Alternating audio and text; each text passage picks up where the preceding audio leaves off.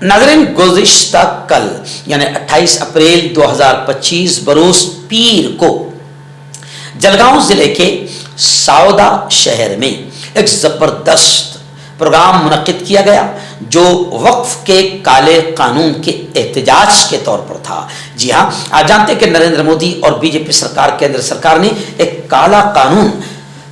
जिससे सरकार की नापाक और शरारती नीयत, बदमाशी और मक्कारी गद्दारी साफ समझ में आ रही है कि सरकार औकाफ की लाखों करोड़ों अरबों रुपए की जमीनों पर नापाक तरीके से कब्जा करना चाहती है। वक्फ के काले कानून के खिलाफ अब all India Muslim personal board ने पूरे मुल्क में मोर्चा खोल दिया है। लेकिन मैं खुशी के साथ कह रहा हूं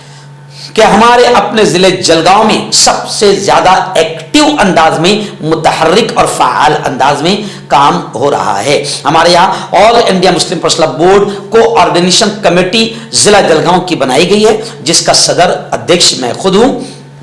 और अलहाज अब्दुल करीम सालार साहब कोऑर्डिनेटर है और 28 से 30 लोगों की पूरी जिले की टीम बनी है। ये टीम पूरे जिले के शहर शहर गांव गांव पहुंच रही है और सबसे पहले 10 दिन हमने ये किया कि पहले मुसलमानों को ये बताया जाए कि वक्फ क्या है, वक्फ की शरई हैसियत क्या है और ये काला कानून क्या है।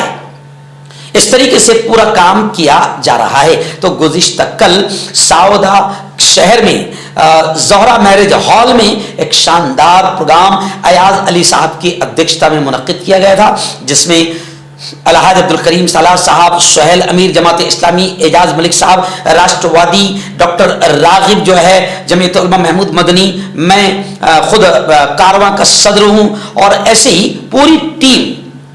हमारे कारवां की बड़ी तादाद में वहाँ मौजूद थी और तमाम ही कायदीन और लीडरों ने वक्फ की कानूनी नज़ाकतें बारी किया और इस काले कानून के खिलाफ बाकायदा आंदोलन पर लोगों को उभारा। लोगों ने दोनों हाथ उठाकर ये कहा कि जब जब भी all India Muslim personal board हमें पुकारेगी हम मैदान में आएंगे। अगर जेल भरो आंदोलन का हमें इशारा मिलता है तो हम अपने बच्चों के साथ जेल भरो आंदोलन करेंगे। और वक्त पड़ा, अगर ये जालिम हिटलर और तानाशाह सरकार बाज नहीं आई, पीछे नहीं हटी और इस काले कानून को वापस नहीं लिया तो हम